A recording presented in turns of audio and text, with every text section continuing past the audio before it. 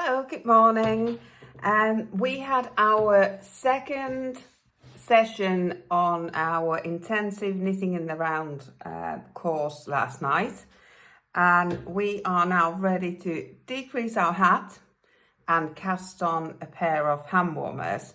So let's see if we can do that with my morning coffee this morning. I'm knitting the middle size on the pattern, which is adult small. So I have knitted 7 inches and 3/4 of 1x1 ribbing after the tubular cast on.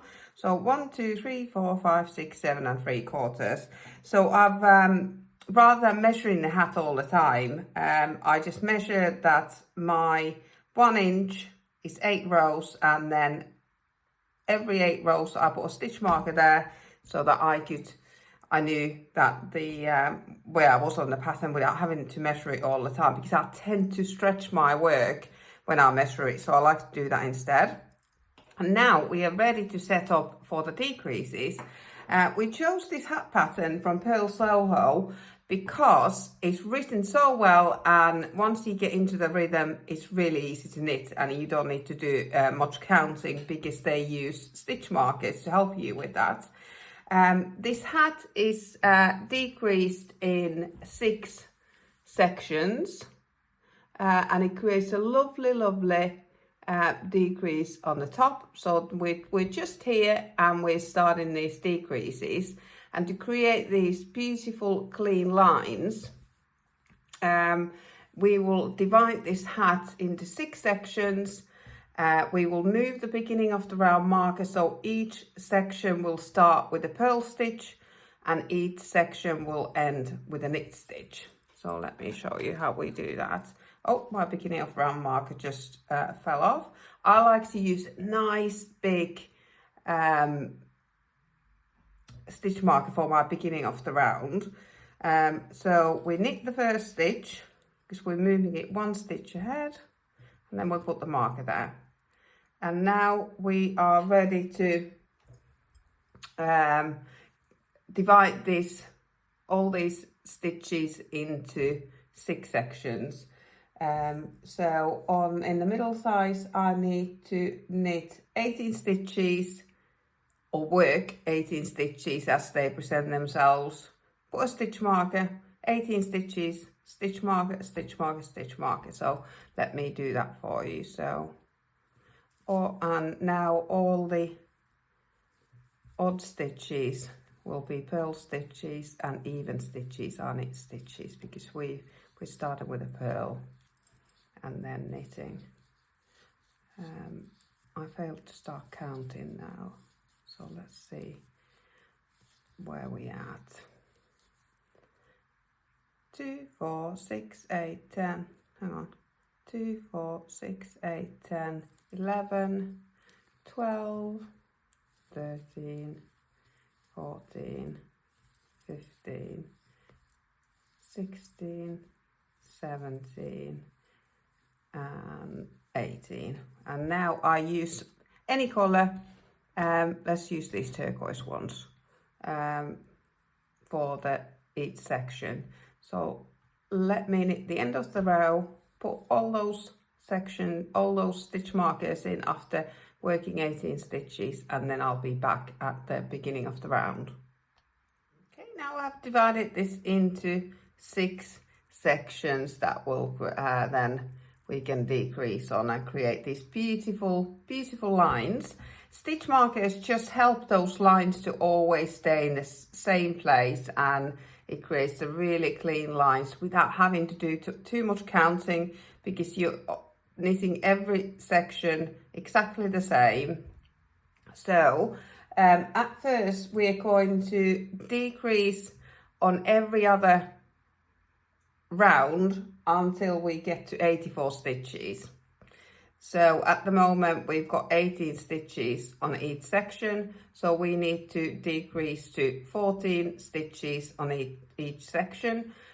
We always start with a purl stitch and work the stitches as they present themselves. On the pattern it is written stitch by stitch, so each section starts with a purl stitch, and then we work the stitches as they present themselves. but the last stitch we always knit to create that beautiful line. So when you come to last 2 stitches and it's your decrease round, you knit that purl stitch and knit stitch together. So knit 2 together, and when you're not decreasing, you knit that last stitch.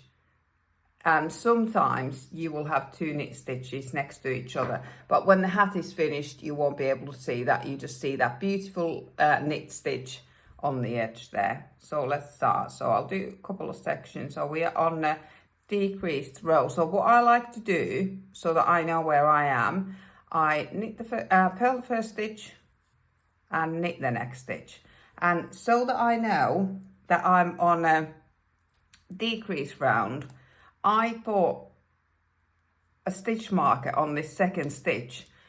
So if I forget in the middle of the round what I'm doing, I can go back to the beginning of the round and check, oh yeah, I'm on a decrease round.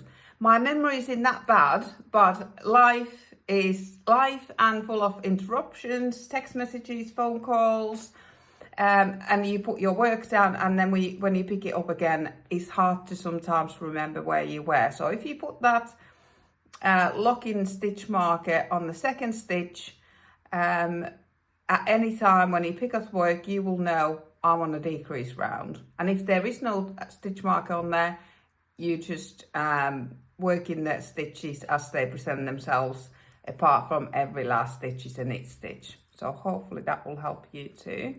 So we're just working the stitches as they come.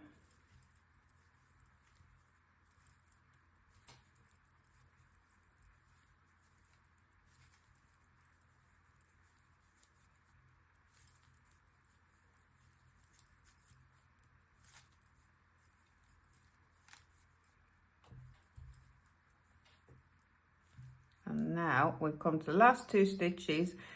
So we just knit them together.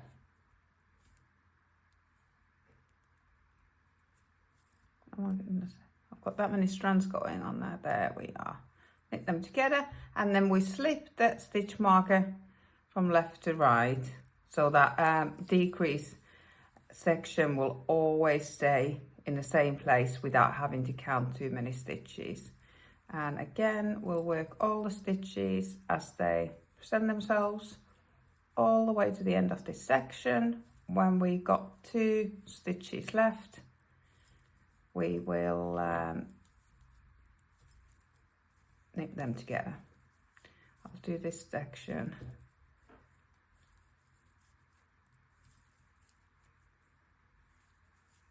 And knit 2 together. So this is the decrease round. I've done 2 sections and I've got 4 more to go. I'll just knit those 4 sections and I'll come back to you then. Okay, that's the first round decrease. So I worked every stitch as they present themselves, and then I knitted the last 2 together. And you can see, without having the stitch marker marking the decrease round, you can see that there's 2 stitches decreased together. I think especially because you're decreasing and purl stitch and knit stitch together, you can see it, but sometimes it is harder to see. This is quite variegated yarn, so I think it helps to see it, and not all yarns are as easy to see, so I do like to keep that stitch marker there marking my decrease round. And now this round we just work all the stitches as they present themselves, but always knit the last stitch. So as you can see, the last 2 stitches are now knit stitches on this round because we decreased that purl stitch away from there. So work all the stitches as they present themselves, but always knit the last stitch regardless what's in front of it. So yeah, we'll just work that round now. I managed to dip my yarn in my coffee, so I've got a little bit of squeaky section going on there. But as soon as I finish this hat, I will block it. So I'm not going to worry about it now. Hopefully I'll get it blocked before it dries. So here we are coming to the end of the section. And I know it's not a decrease round because I haven't got a stitch marker on that stitch in the beginning of the round, and I know it's not a decrease round because the previous round was a decrease round. So I just knit and then knit the last stitch and then move on to the next round, and always just flick the stitch marker from left needle to the right needle to keep those decrease columns in the same place without having to do too much counting. So this is quite nice knitting to be watching telly with, to be chatting with, because you don't really need to count as long as you remember what round you're on and what you're doing with every stitch. So knit and then knit the last one. Slip the marker. That's why we chose this pattern, because it's so well written. It is written stitch to stitch, and I'm sort of explaining it in a different way.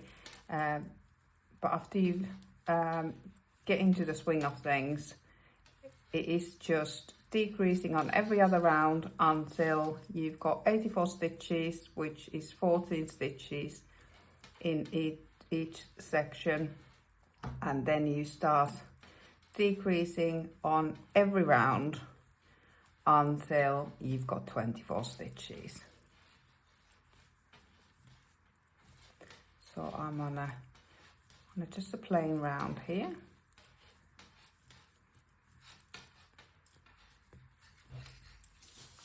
And the next round will be a decrease round.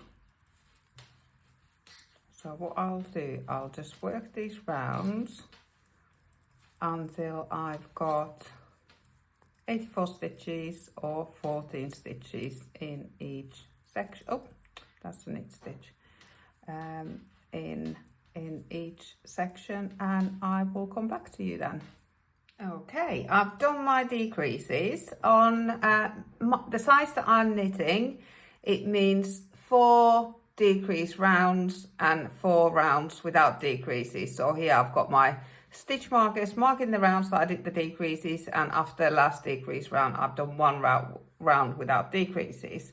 And now we're moving on to this curve on this bit on the hat. So you can see that this line, the last knit stitch line, curves more steeply. So up to there we've been decreasing on every other round, and now we're going to start decreasing every round until we've got 24 stitches left, which is 4 stitches per each section. So now we are working the stitches as they present themselves, but always knitting the last 2 stitches together, and we do that until we've got 24 stitches left or 4 in each section to create that nice shape for the top of your head.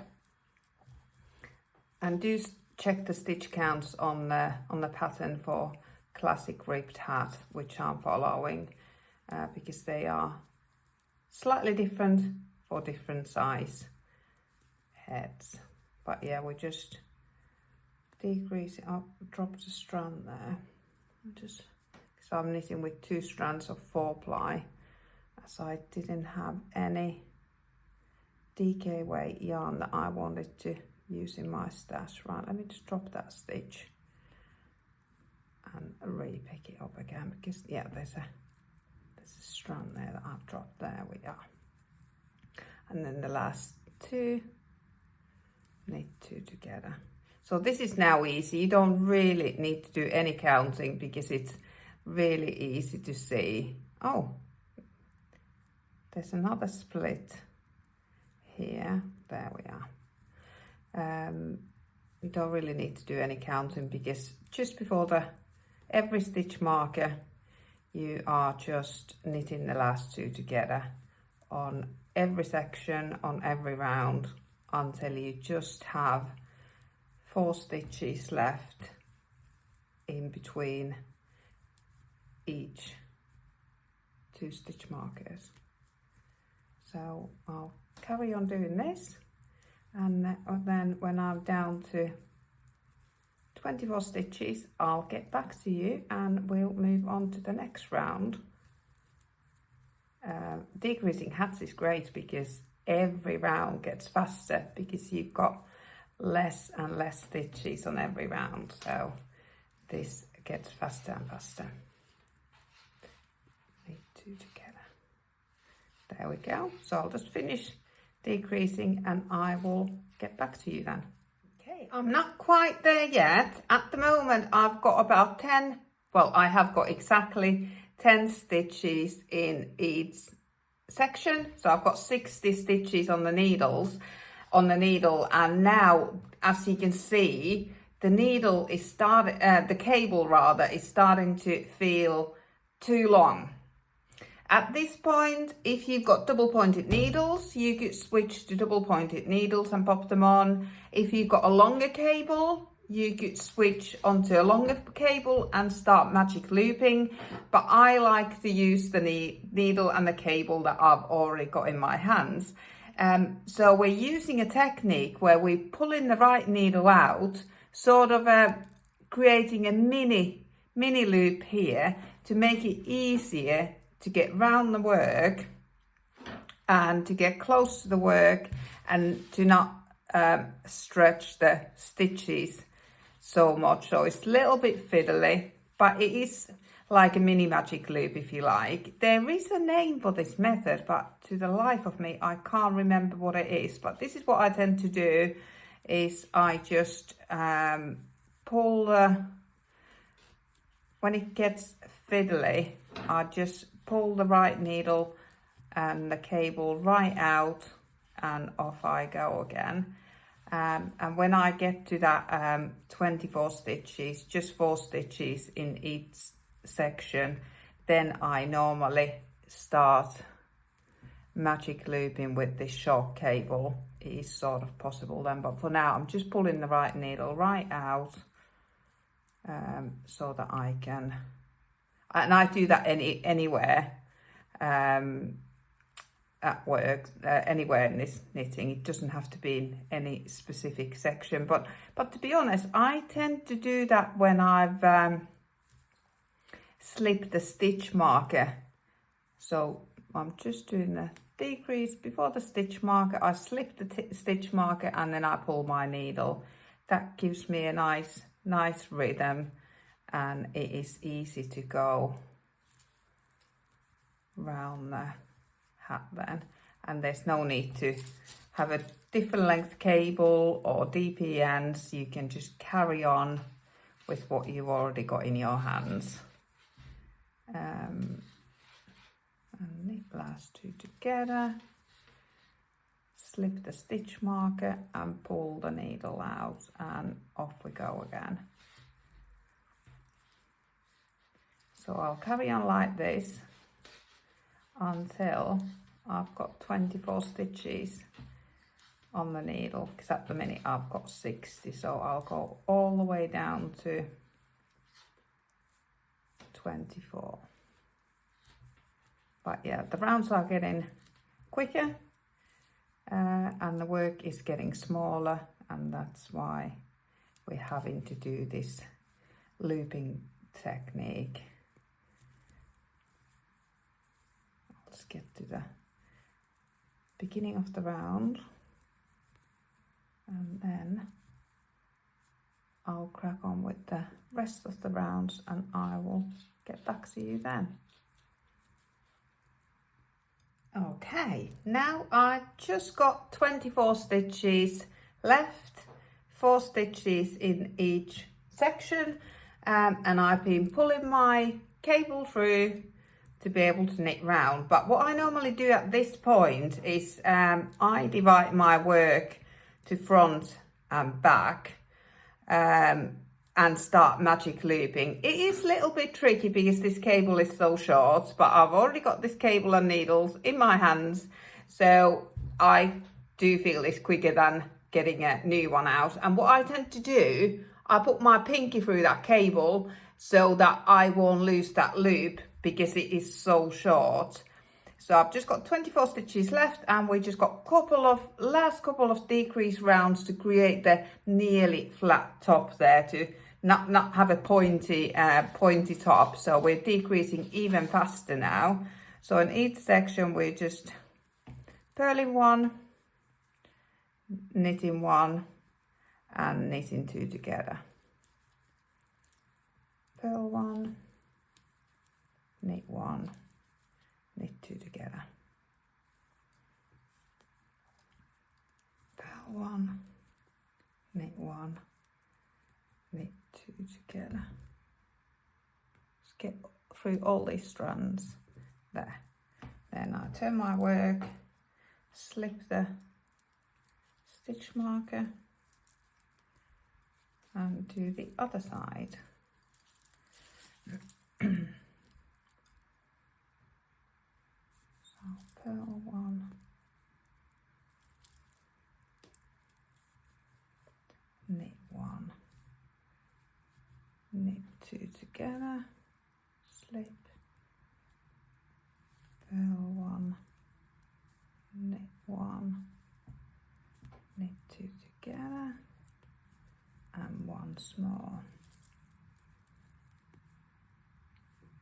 That's that round done.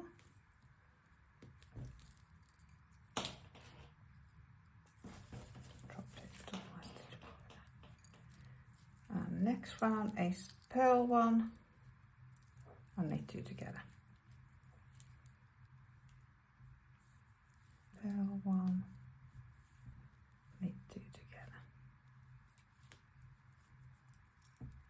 Purl 1, knit 2 together. Purl 1, knit 2 together. Slip the marker. You could take the markers off at this point, but I don't want to lose my beginning of the round. So I do like to keep those. They're a bit fiddly at this point, but we're nearly there. I've got one round after this. Purl 1, knit 2 together. Purl 1, knit 2 together. Now we've just got 12 stitches left. We've got one more round, and I'll take the stitch markers out on this round. That's not in my yarn. There. So on the last round we just knit all the stitches together. There's just 2 stitches in each section and we just knit them 2 together, and at this point I take my stitch markers out. So knit 2 together, take it out, knit 2 together. Take the stitch marker out.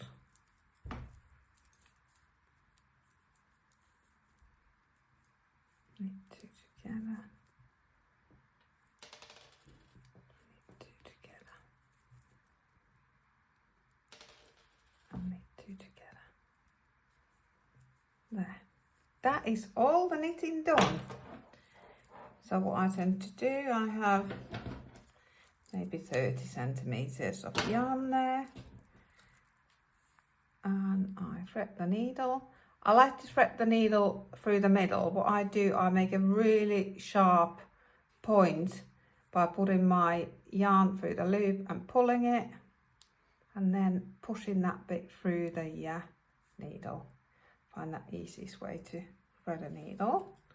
And then we'll just thread this yarn through the stitches, just following the knitting needle round, pull it out completely. There, that's it. They're all stitches are secured. And what I tend to do, you can see that right in the middle, I'll go through right in the middle to the inside of the hat. Although, to be honest, this hat is so neat on both sides, it can be reversible. What I then do, I find a stitch nearby, I go through that stitch, my tail is a little bit long, pull the tail out, and I just go through this loop with my needle so that it creates a knot there. And then I like to darn my end through the legs of the knit stitches. So I put it through these legs here. I like to weave it in like that. There. And then pull it through. If it was the same colour yarn, you would not even see that, and that's not too bad. Even in, this is turning to sort of white, bluey grey. Chop that off. I'll leave a little bit of a tail there so that it won't pop out in the wash. But that's the inside of the hat, and how neat are these decreases on the inside? So I feel that this is a great gift knit hat because you don't have to worry if the recipient is wearing it inside out, because it is so neat on both sides. And then we come to the weaving in the beginning, tailing from the beginning. So I'll fret the needle again, and we've got a little bit of an opening here from the tubular cast on. So what I tend to do, I go from one side to the other inside the tubular cast on there, inside the tube there, go that way a bit, and then go across,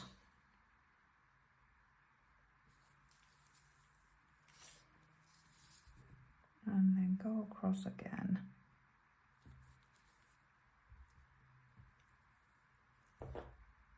and then go across there again, and that closes that gap really neatly. And what I then do, this is the right hand side with all my stitch markers on.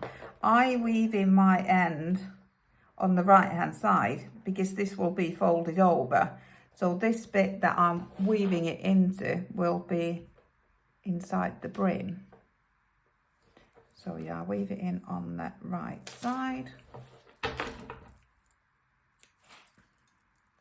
There.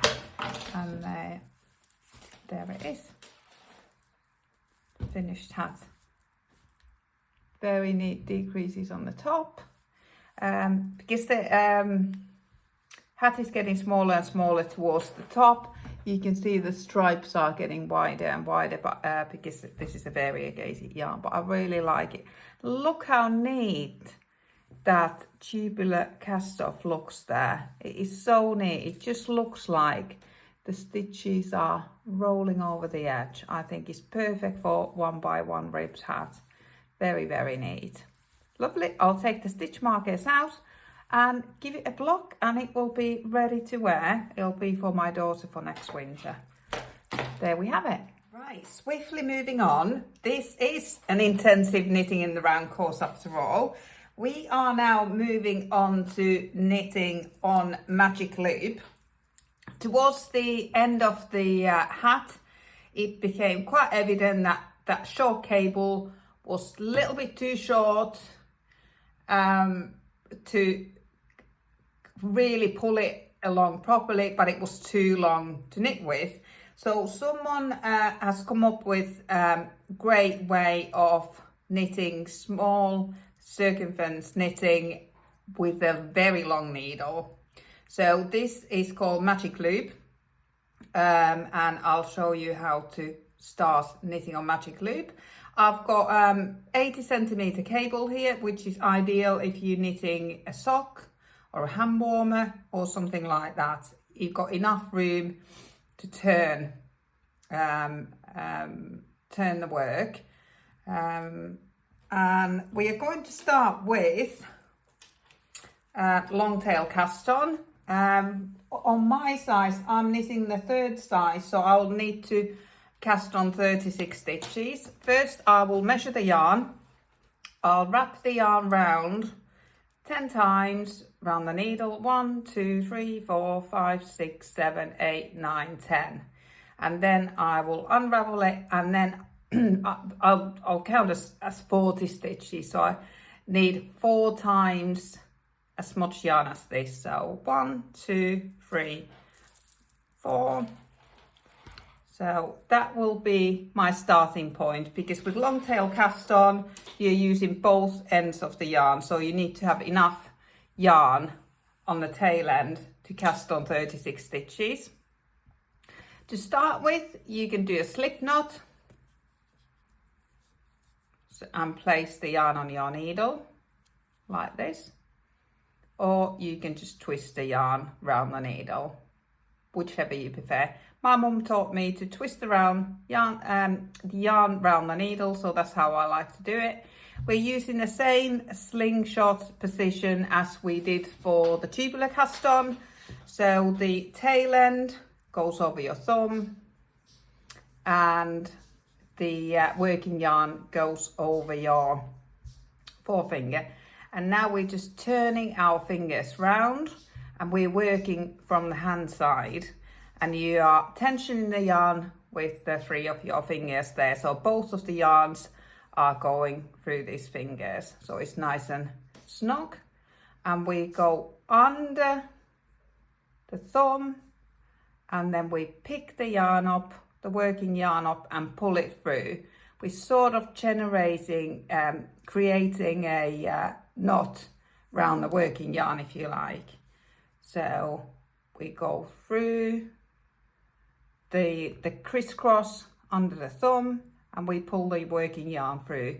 Then we drop the yarn and tighten it. Not too tight though, nice and loose on the needles. So I've got 3 there. So through the crisscross, we pull the working yarn through. Through the crisscross, we pull the working yarn through. So I just about drop the yarn in between every stitch and then just tighten it. So through the crisscross, we pick the working yarn. Through the crisscross, we pick the working yarn. So you put your fingers through the yarns, tension it with your other fingers, and then create this crisscross. Through the crisscross, you pull the working yarn. And this is the long tail cast on. If you're a very tight knitter, you might want to do this over 2 needles. This is how I was taught. I don't know if I was a tight knitter when my mum taught me. So you use both of your needles. Twist the yarn around both of the needles and through the crisscross, pick the yarn up. And especially if you're creating something that needs to be relatively stretchy, like a cuff on a Handwarmer or a sock, using the 2 needles is a good idea because it gives you extra stretch for the cast on edge. So yeah, this is how my mum taught me. So maybe I was a very tight knitter, or maybe that's how they used to do it in Finland. Maybe it was just a thing. So for this size we're casting on 36 stitches. So we pick the yarn, tail end at the front, create a crisscross, go through the crisscross, pick the working yarn. This felt quite easy last night after the tubular cast on our first night.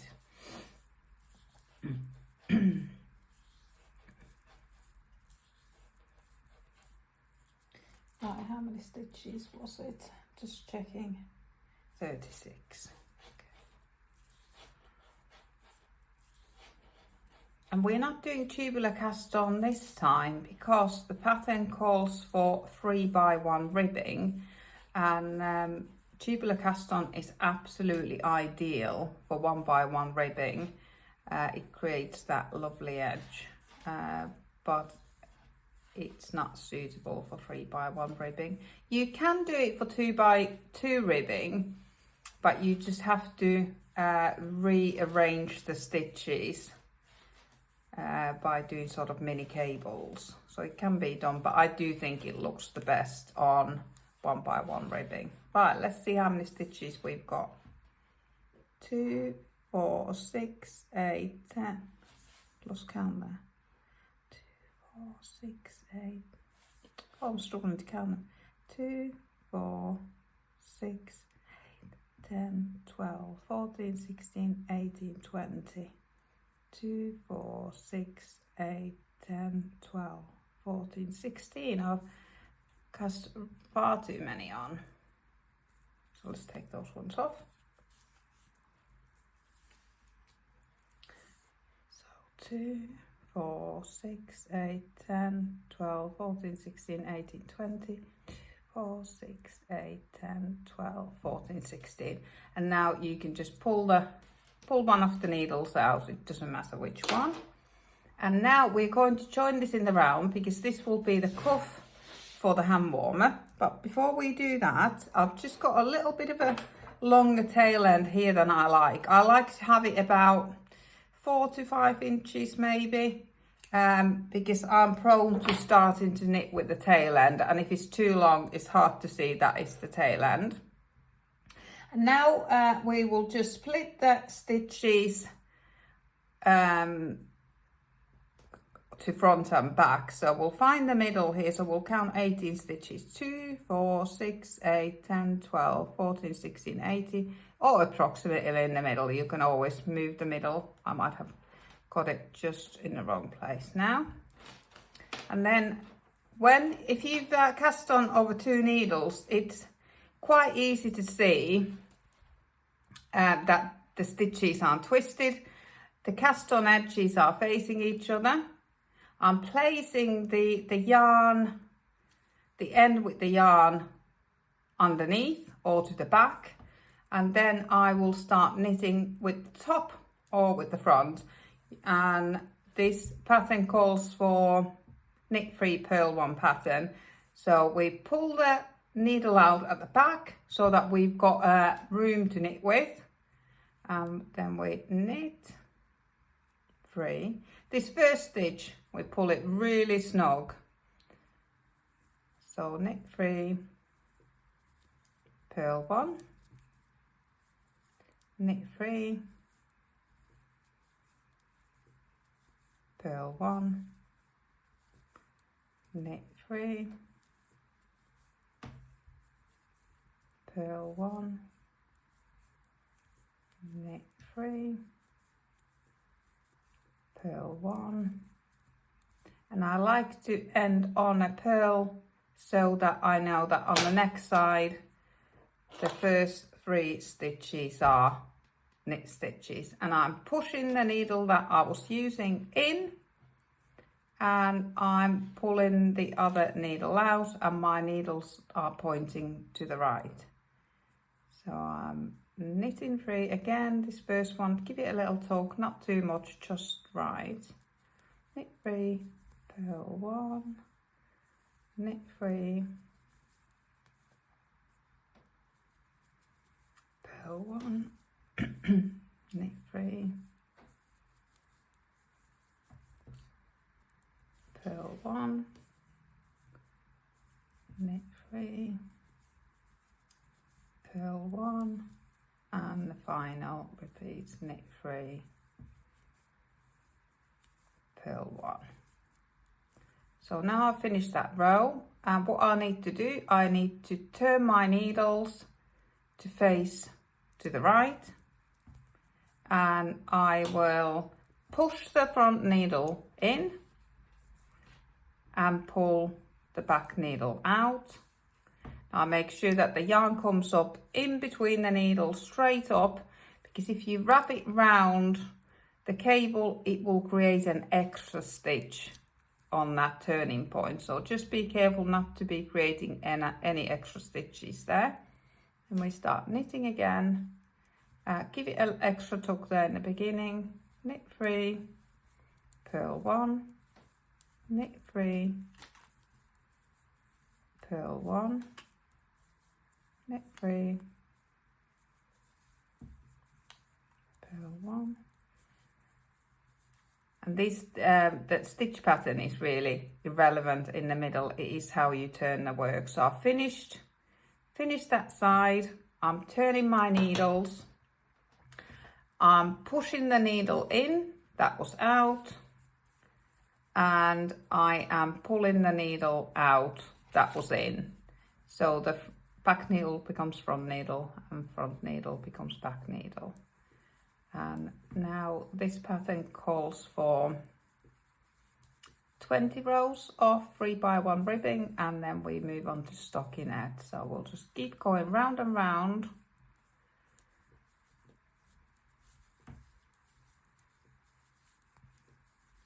until we've achieved that, and trying to keep the edges nice, or the turning points rather, they're not edges because we're knitting in the round, trying to keep the turning points nice and snug but not too tight. It does take a little bit of practice to get that tension just right at this turning point so that it's not too tight, because now you're pulling the yarn here and it's not round the needle, it's round the cable. So it's easy to pull it too tight and then you can't get your needle through, but don't leave it too loose so that it will create what will look like a ladder at the end. So it's just practicing tension on that turning point, and it will come. So this is the magic. This is the magic loop. It is just how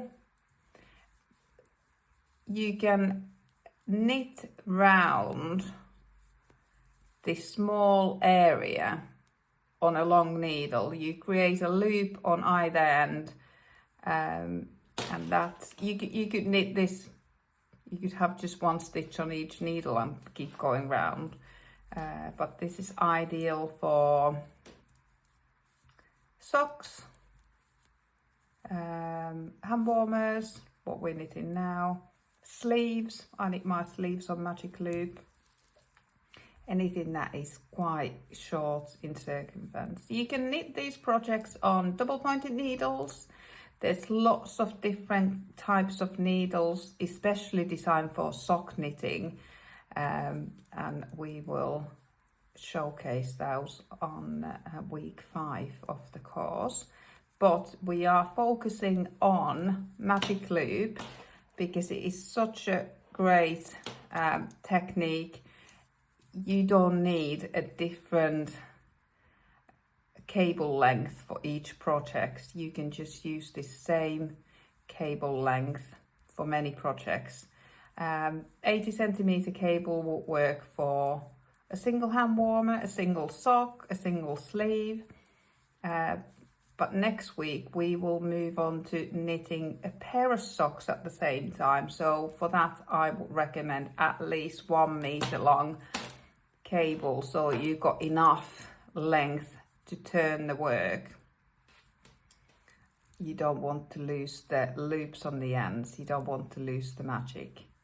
So round and round we go until we have 20 rows, and then we just switch on to stockinette, and then I think it might be another 20 rows stockinette, and then we will start some increases next week. So I'll do one more round. So I've come to the end, my needle is pointing to the left, so I just need to turn the work round. The yarn is at the back, I'm pulling it straight up, so it's not going round either of the cable or needle or anywhere, it's coming straight up. I'm pushing the needle in and pulling the one at the back out, so I've got room to knit again. When I'm knitting on magic loop like this, I don't tend to use stitch markers to mark the beginning of the round. I use the tail end to indicate the beginning of the round, because I feel that the stitch markers get in the way at this point, so I don't tend to use a stitch marker. I just use that tail end to indicate that that is the beginning of my round. There, my needle is pointing to the left. I turn the work, pull the yarn straight up, push the front needle in and pull the back needle out, and off I go again. I will have done a few rows there, and then I will just continue in 3x1 ribbing until the required length. We were yesterday discussing the first row of knitting after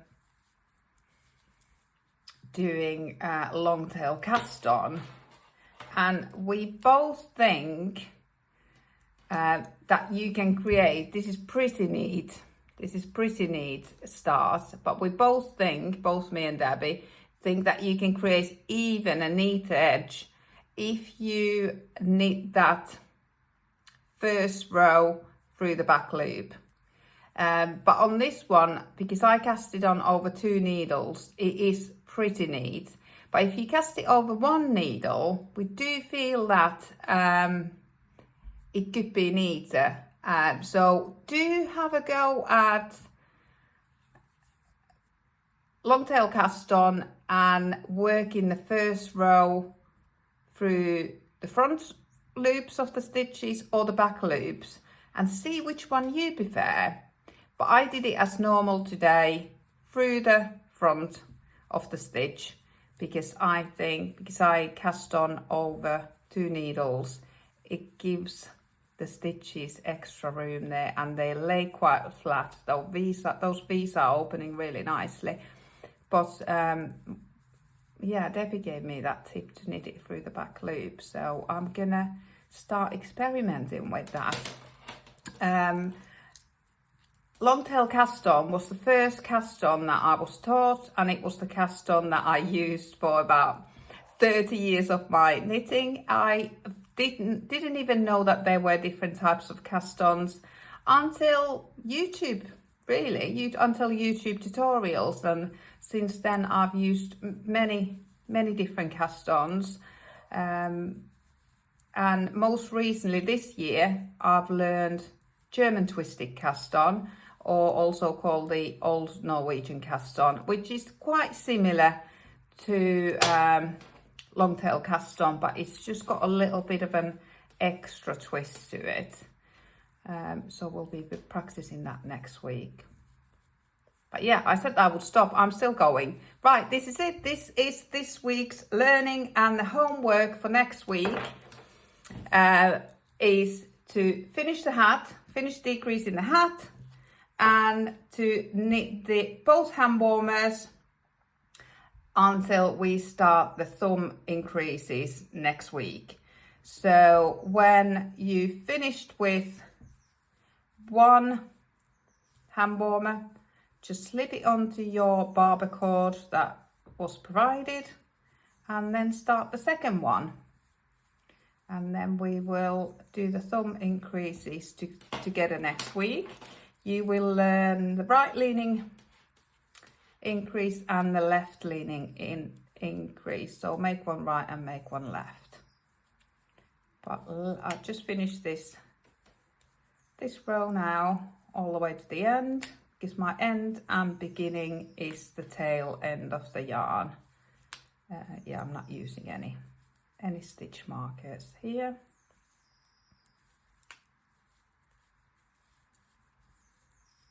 There we go, that's the last purl. So just a couple to do on these hand warmers, and then we'll move on to thumbs next week. I hope this helps.